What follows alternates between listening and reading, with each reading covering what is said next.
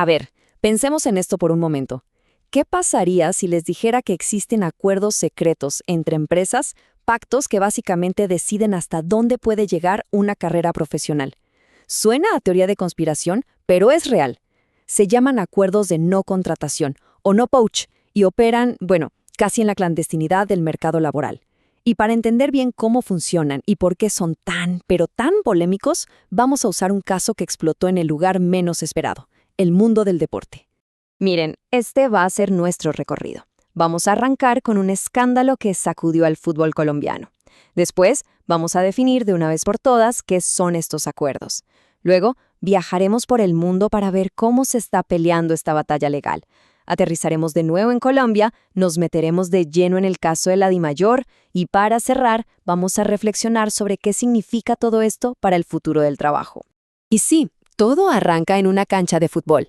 Una investigación de la máxima autoridad de competencia de Colombia, la Superintendencia de Industria y Comercio, la SIC, puso los reflectores sobre la DIMAYOR, la liga profesional del país. Y lo que encontraron, bueno, destapó una práctica que va mucho, pero mucho más allá del deporte. La cosa fue así. La SIC formuló cargos contra la DIMAYOR, contra 16 de los clubes más importantes y contra 20 directivos. La acusación central, que se habían puesto de acuerdo, en secreto, para que los jugadores no pudieran moverse libremente de un equipo a otro. Básicamente, les estaban cortando las alas. Y ojo, que esto no era un simple rumor, ¿eh? La investigación de la SIC fue súper contundente. Encontraron pruebas directas de este pacto entre los clubes. Y es justo esta conclusión la que nos abre la puerta al concepto clave de toda esta historia. Muy bien, ahora sí, vamos a meternos de lleno en esto. El caso del fútbol es el ejemplo perfecto para entender una práctica que está mucho más extendida de lo que uno cree. Entonces, ¿qué es exactamente un acuerdo no poach o de no contratación? Puesto en palabras sencillas, es como un pacto de no agresión entre empresas para no robarse el talento. Es decir, acuerdan no hacerle ofertas de trabajo a la gente que trabaja en la otra compañía. En la práctica, lo que hacen es crear unos muros invisibles alrededor de sus equipos. Ahora, hay que entender que los acuerdos de no contratación no vienen solos. Son parte de una familia de prácticas que no le gustan nada a la competencia. Por un lado está el no poach, que te impide moverte, cambiar de trabajo para mejorar. Y por otro está su primo hermano, los acuerdos de fijación salarial, donde las empresas directamente pactan cuánto van a pagar. Y así matan cualquier competencia que pudiera subir los sueldos. Al final del día, los dos le quitan poder de negociación a la gente. Y aquí está el punto clave. ¿y a mí qué? Piénselo así. Cuando las empresas compiten por clientes, nosotros ganamos. Los precios bajan, la calidad sube. Pero, ¿qué pasa cuando dejan de competir por los empleados? Pues que los salarios se estancan, las oportunidades se esfuman y una carrera profesional puede quedar totalmente frenada. Ok, pero para entender la verdadera dimensión de esto, tenemos que levantar la mirada. Por décadas, las leyes antimonopolio se enfocaban casi exclusivamente en los consumidores. Pero en los últimos años, las autoridades de todo el mundo se dieron cuenta de algo. La falta de competencia por el talento es igual de dañina, y el epicentro de esta nueva batalla ha sido Estados Unidos. Y la historia es buenísima. En 2016, el gobierno de Estados Unidos trazó una línea roja clarísima. Estos acuerdos son tan malos que los vamos a tratar como crímenes. En 2021 pasaron de las palabras a los hechos y presentaron el primer caso penal. Pero, para 2023, la estrategia chocó contra un muro. Perdieron casos muy importantes en las cortes y hasta tuvieron que retirar otros. Para entender por qué la estrategia de Estados Unidos era tan agresiva, hay que entender este concepto, per se. Significa por sí mismo.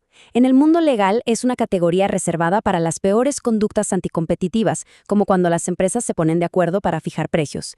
Al decir que los no poach son ilegales per se, los fiscales solo tenían que probar que el pacto existió. Y punto. Sin análisis económicos complicados sobre si hubo daño o no. Pero, a pesar de estos tropiezos en los tribunales, el mensaje de las agencias de competencia en Estados Unidos es firme. La vigilancia sobre el mercado laboral no va a desaparecer. Así que las empresas que participen en este tipo de acuerdos siguen corriendo un riesgo muy, muy alto. Bien, ya vimos el enfoque de Estados Unidos. Ahora volvamos a Colombia, porque aquí la cosa se maneja de una manera bastante distinta. Mientras que allá se fueron por la vía penal, con una regla muy específica, el marco legal colombiano ataca el problema desde otro ángulo. Aquí no vamos a encontrar una ley que diga con nombre y apellido, los acuerdos de no contratación están prohibidos. No. Lo que hacen los reguladores es usar una ley de competencia mucho más amplia, de hecho bastante antigua, que tiene una prohibición general contra cualquier práctica que limite la libre competencia. Es como una red que atrapa todo. Y este enfoque es súper interesante, porque mezcla dos mundos que no siempre conversan. El derecho de la competencia, que busca proteger el mercado, y los derechos laborales, que están en la Constitución. La lógica es que limitar la movilidad de una persona no es solo un problema de mercado, sino que también puede ser una violación a sus derechos fundamentales. Entonces, ¿qué puede hacer una empresa para proteger sus secretos o su inversión en talento? Bueno, los expertos lo tienen claro. Usar herramientas legítimas, acuerdos de confidencialidad, cláusulas para no robar clientes, perfecto. Lo que no se puede hacer es poner barreras generales para que la gente simplemente no pueda buscar un trabajo mejor. Muy bien. Ahora que ya entendemos el contexto legal, tanto afuera como aquí, volvamos a nuestro caso de estudio. Regresemos a la cancha. ¿En qué va toda la investigación contra la DIMAYOR y los clubes de fútbol? Pues esta novela ha tenido varios capítulos. Después de que se abrió la investigación, los clubes intentaron llegar a un acuerdo para cerrar todo, pero la autoridad de competencia lo rechazó. Dijo que las garantías que ofrecían simplemente no eran suficientes para arreglar el problema. Así que, al día de hoy, el caso sigue abierto, sin una decisión final.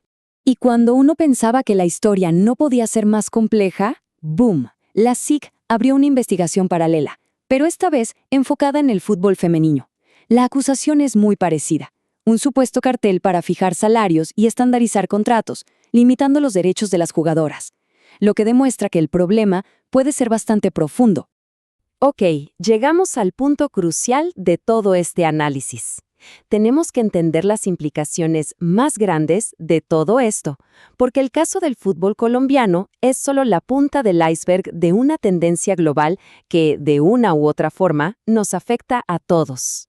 Miren, esta cita de una experta lo resume a la perfección.